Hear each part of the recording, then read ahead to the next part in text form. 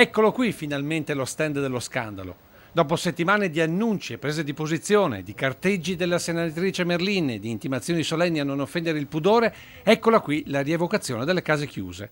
Teli scenografici stile Liberty tenuti con le mollette, un paravento con sottoveste, un catino per ricordare che non c'era l'acqua corrente e un paio di sedie che forse dovevano simulare la sala d'attesa.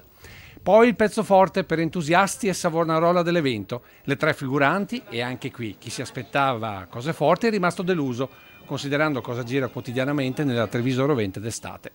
Più imbarazzate che lascive, come richiederebbe la parte, raccontano così come sono finite al centro dell'attenzione pruriginosa della città più pruriginosa per definizione. I giornali hanno scritto quello che volevano senza informarsi.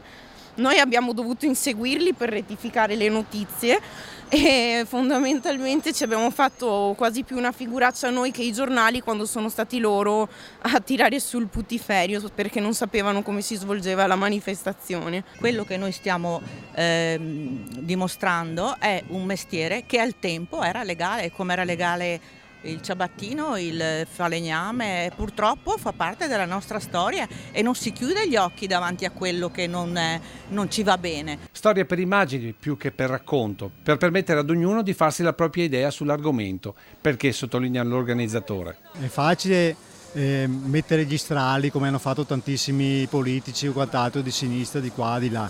Cioè è importante invece che si risolva il problema che abbiamo anche nelle strade. Ma questo è già un altro discorso rispetto alla manifestazione che vuole rimanere nei binari sì della storia ma anche della festa popolare.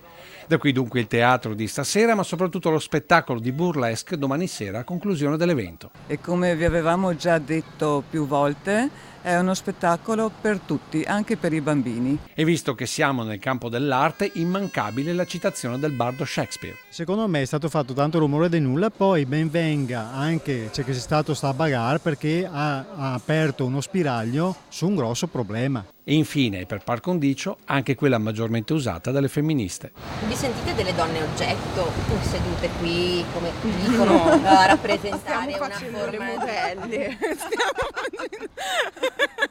Siamo qui a fare foto con la gente che passa, come facciamo a sentirci oggettificate? No.